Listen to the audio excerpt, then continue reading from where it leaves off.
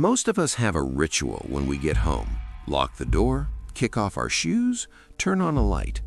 It's the moment the day ends and we're finally safe. But what happens when that feeling, that certainty, turns out to be wrong? What happens when the threat isn't outside the door anymore, but already inside? These are true stories submitted by real people. The names have been changed to protect their privacy, but everything else, every detail, every moment is exactly as it happened. This story comes from a woman I'll call Maya. She was 27 at the time, living alone in a ground floor apartment in a mid-sized city. She'd moved there 6 months earlier after a breakup. New city, fresh start. She felt good about it. The apartment was small, but she loved it. A courtyard view, big windows, and the landlord had given her 2 keys when she moved in. She kept one on her keychain and put the spare in a small ceramic dish on the kitchen counter. She never thought much about that spare key until she came home one evening and found the dish empty. Maya stood in her kitchen for a long moment, just staring at that empty dish. She turned the apartment over looking for it, checked coat pockets, her bag, the bathroom counter, nothing. She told herself she'd misplaced it. It was a small key, easy to lose. But something about it wouldn't leave her alone. She started noticing other things, small things. A kitchen cabinet left slightly open when she was sure she'd closed it. A window latch that she always locked, unlocked. Her laundry basket moved 2 feet from where she'd left it. Each thing on its own was explainable. She was forgetful sometimes. She was stressed. She was probably just paranoid. She told herself that for 3 weeks. Then one night, Maya came home late from a shift. It was just past midnight. She unlocked her door, stepped inside, and immediately stopped. The apartment smelled different. Not bad, not like something rotting or dirty, just different, like someone else's soap.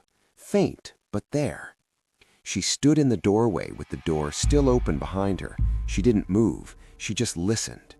Silence. She checked the apartment, closets, under the bed, behind the shower curtain. Nothing.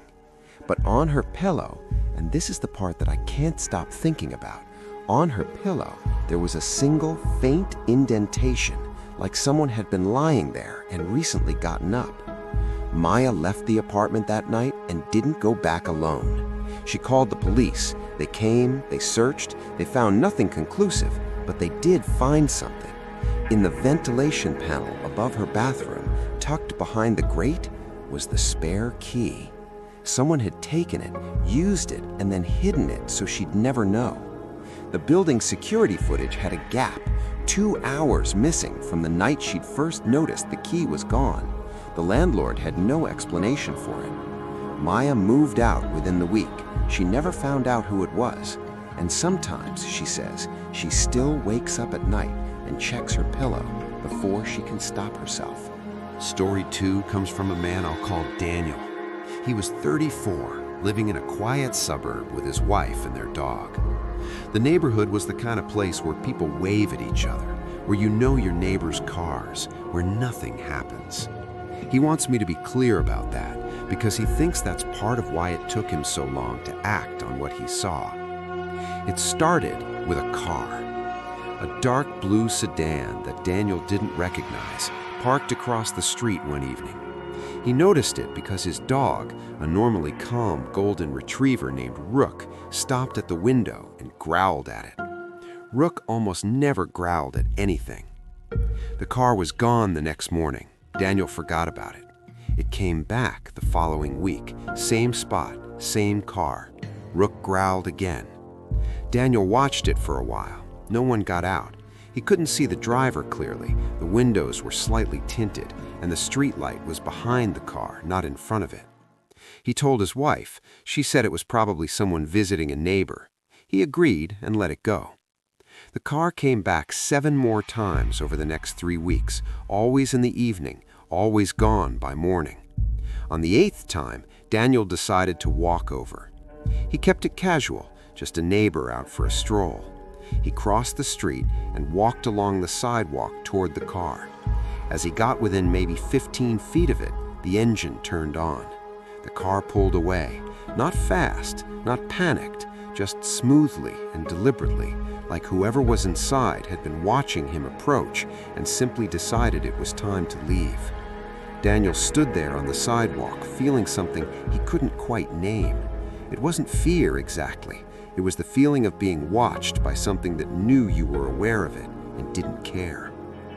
He ran the plates. A friend of his worked in law enforcement and did him an unofficial favor. The car came back registered to a woman, a name neither Daniel nor his wife recognized. 3 days later, at 2 in the morning, Rook started barking. Not his alert bark, his alarm bark, deep and frantic, the kind he only used when something was genuinely wrong. Daniel got up.